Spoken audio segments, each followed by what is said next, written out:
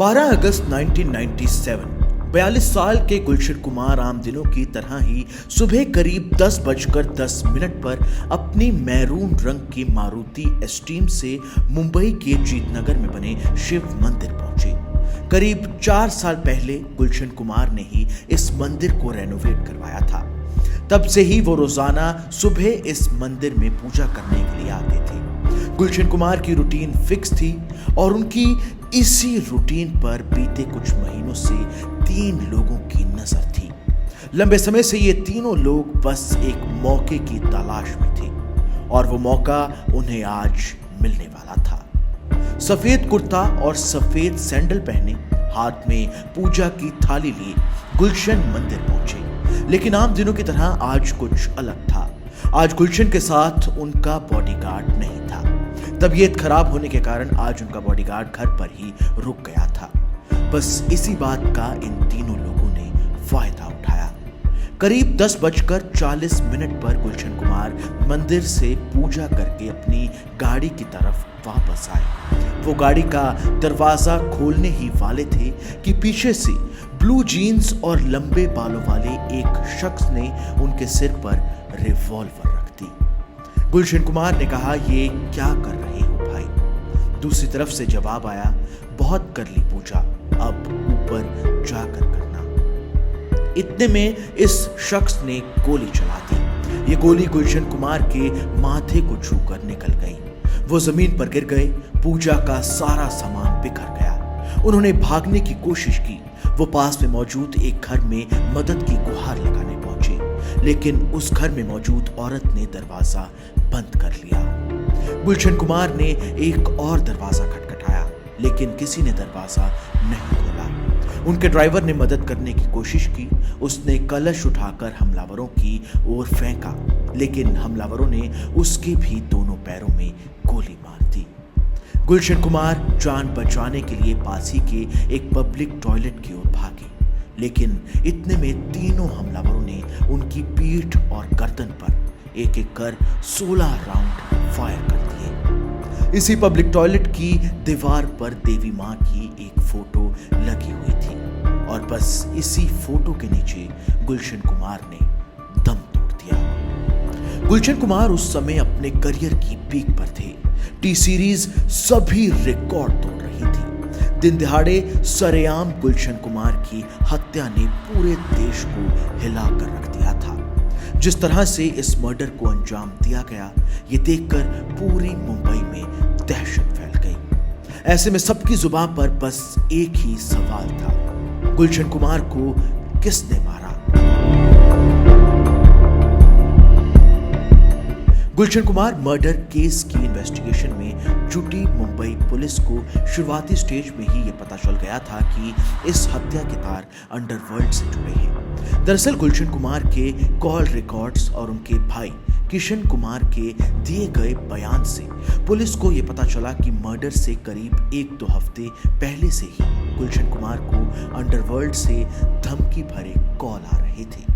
किशन कुमार के मुताबिक 5 अगस्त 1997 को गुलशन कुमार को अंडरवर्ल्ड डॉन अबू सलेम की कॉल आई थी। गुलशन कुमार के फोन उठाते ही अबू सलेम बोला, वैष्णो देवी में रोज लंगर खिलाते हो, कुछ हमें भी खिलाओ।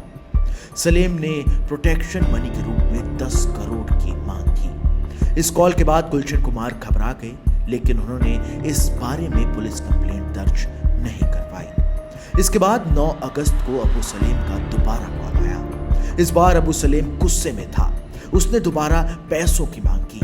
सलेम ने कहा, तुम अभी तक पुलिस के पास नहीं गए, मतलब तुम हमें सीरियसली नहीं ले रहे। लेकिन सबसे ज्यादा गौर करने वाली बात यह थी कि इसी कॉल पर सलेम ने गुलशन कुमार से पूछा कि तुमने नदीम सैफी की एल्बम हाय अजनबी को सही से प्रमोट क्यों नहीं किया?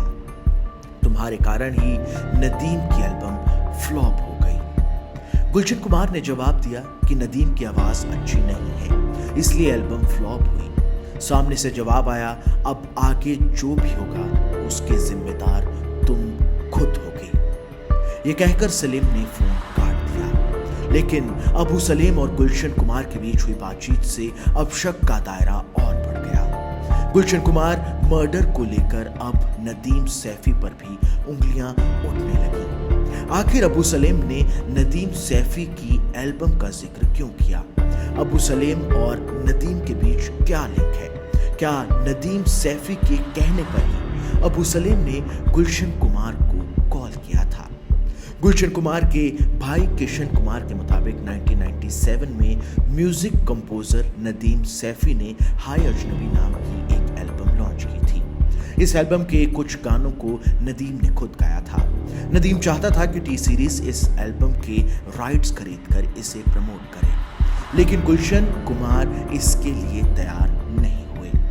किशन कुमार के बयान के मुताबिक गुलशन ने नदीम से कहा कि उनकी आवाज अच्छी नहीं है, लेकिन फिर किसी तरह बात बनी। टी सीरीज ने राइट्स खरीद लिए, प्रमोशन के लिए वीडियो भी बनाया, लेकिन एल्बम फ्लॉप हो गई। नदीम ने इसका दोष गुलशन कुमार को दिया। उसे लगता था कि ठीक से पब्लिसिटी ना होने के चलते एल्बम फ्लॉप हुई है। कोर्ट में किशन कुमार ने यह भी बताया कि इसके बाद नदीम ने गुलशन को देख लेने की धमकी भी दी थी, लेकिन बॉलीवुड राइवलरीज और अंडरवर्ल्ड से लगातार मिल रही धमकियों के बावजूद भी गुलशन कुमार पुलिस के पास नहीं गए। उनके दोस्तों ने उन्हें पुलिस के पास जाने की सलाह भी दी थी, लेकिन वो नहीं माने। किशन कुमार के बयान, गुलशन कुमार के कॉल रिकॉर्ड्स, क्राइम सीन पर चश्मदीदों से की गई बातचीत और तमाम सबूतों के आधार पर इन्वेस्टिगेशन में जुटी पुलिस की टीम इस केस की तह तक पहुंच गई।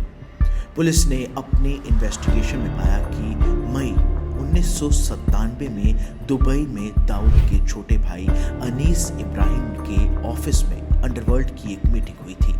इस मीटिंग में अबू सलीम भी मौजूद था।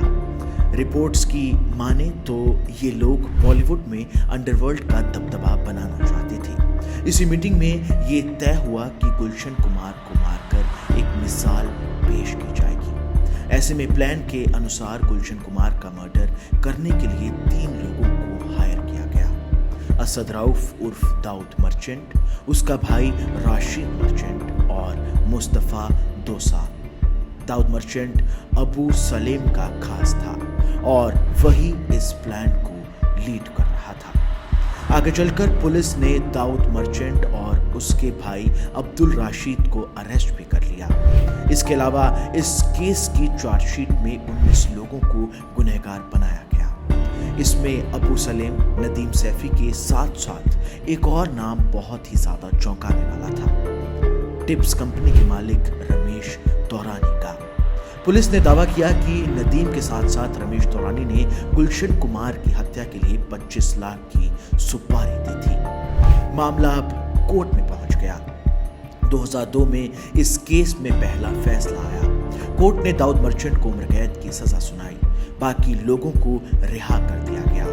कोर्ट में पुलिस रमेश तौरानी के खिलाफ कोई खास सबूत पेश नहीं कर पाई, इसलिए अदालत ने उन्हें बेगुनाह माना।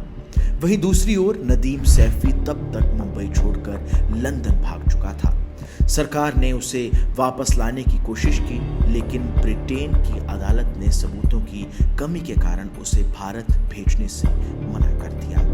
बाद में नदीम ने ब्रिटिश सिटीजनशिप ले ली और आज तक वो भारत नहीं लौटा। जहां तक अबू सलेम की बात है, उसे 2005 में पुर्तगाल से भारत लाया गया था, लेकिन उस पर कभी गुलशन कुमार की हत्या का केस नहीं चला। दरअसल अबू सलेम को भारत लाने वक्त पुर्तगाल और भारत के बीच एक समझौता हुआ था। इस समझौते के अनुसार अबू सलेम पर सिर्फ वही केस चल सकते थे जिन पर सहमति बनी हो, और इस लिस्ट में गुलशन कुमार हत्या का केस शामिल नहीं था। इसलिए 2005 के बाद केस की सुनवाई के दौरान अबू सलेम को हमेशा एब्सेंट माना गया, जबकि वो कुछ दूर अर्थर रोड जेल में ही बंद था। इस केस में आखिरी फैसला साल 2021 में आया था। तब अदालत ने अब्दुल रऊफ उर्फ दाऊद मर्चेंट और अब्दुल राशिद को उम्र कैद की सजा सुनाई।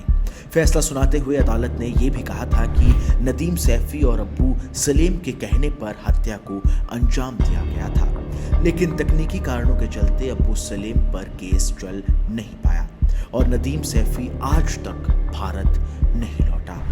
ऐसे में कुछ लोगों का यह भी मानना है कि गुलशन कुमार को आज तक इंसाफ मिला ही नहीं है। लेकिन एक लौता ऐसा केस नहीं है जो बॉलीवुड का काला सच सबके सामने लाया हो। सुशांत सिंह राजपूत का केस, दिव्या भारती का केस, जिया खान का केस, कुछ ऐसे केस हैं जिन्होंने बॉलीवुड की काली सच्चाई को सबके सामने लाया है। हम इन तीनों केसेस पर एक अलग वीडियो भी बना चुके हैं, वो आपको इस प्लेलिस्ट में मिल जाएंगी, उन्हें जाकर भी जरूर देखिए। इसके अलावा ऐसी और ट्रू क्राइम स्टोरीज के लिए